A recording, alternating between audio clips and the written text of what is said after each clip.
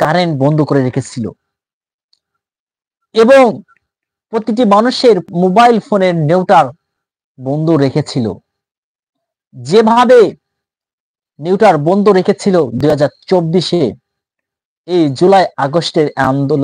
জুলাই আন্দোলনে, ঠিক একইভাবে 5ই মে শাপলা চত্বরে সাদা পোশাকের আলেম যখন শাপলা চত্বর এবং পুরো ঢাকা শহর আলেমদের দ্বারা ঘেরা হয়েছিল।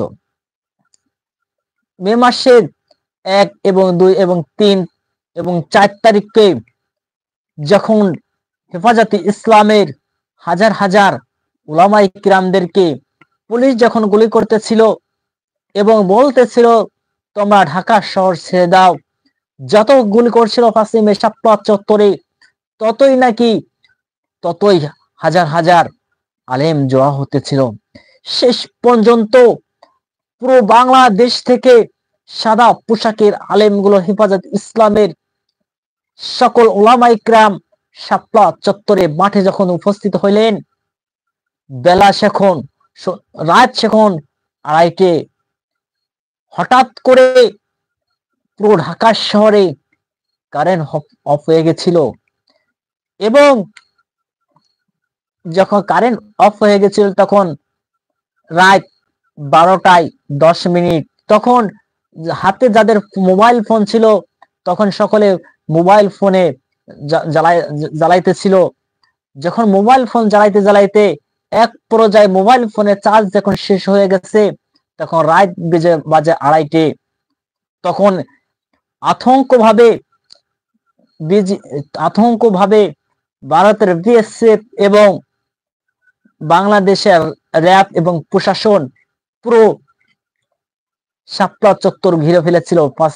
2013 যখন ঘিরে ফেলেছিল এবং প্রশাসন মাইক অ্যানাউন্স করছিল তোমার ঢাকা শহর তোমার শাপলা চত্বর ছেড়ে দাও। যারা ভয়ে শাপলা চত্বর ছাড়া শুরু করলেন তাদের এক একটাকে ধরে তারা একেবারে ঠ্যাং ধরে টাইমে ফাড়ে তাদেরকে ট্রেনের মধ্যে ফেলাই দিতেছিল এই স্বৈরাচারী আওয়ামী লীগ সরকাররা। এবং যারা ঢাকা শহর যখন শাপলা চত্বর ছাড়ছিল না তখন চতুর্দিক থেকে যেমন আমরা বাজির শব্দ শুনতে পাই, ঠিক একইভাবে পুরো ঢাকা শহরে গলিতে যাত্রা করে দিতে লাগলো। তখন হাজার হাজার কি বলছি কেন, লাখ লাখ সাদা পোশাকে আলেমদেরকে মারতে লাগলো এবং দেখতে পারলাম যে একের পর এক ট্রাক আসছে এবং ট্রাককে ধরে ধরে এই হেফাজতে ইসলামের এই আলেমদেরকে লাশ তাদেরকে ওই ট্রাকে উঠাচ্ছে এবং একের পর এক যখন উঠাইতে প্রায় 100-র অধিক ট্রাক হেফাজতে ইসলামের ওই শাপলা চত্বর থেকে নিয়ে যাওয়া হয় এবং নিয়ে যাওয়ার পরে তারপরে তারপরে যখন হেফাজতে ইসলামের সাদা পোশাকি আলেমগুলো যখন তাদের ইমানের জোর দেখিয়ে যখন তাদেরকে আক্রমণ করার চেষ্টা করলো তখন দেখলাম ট্রাকের থেকে কেমন যেন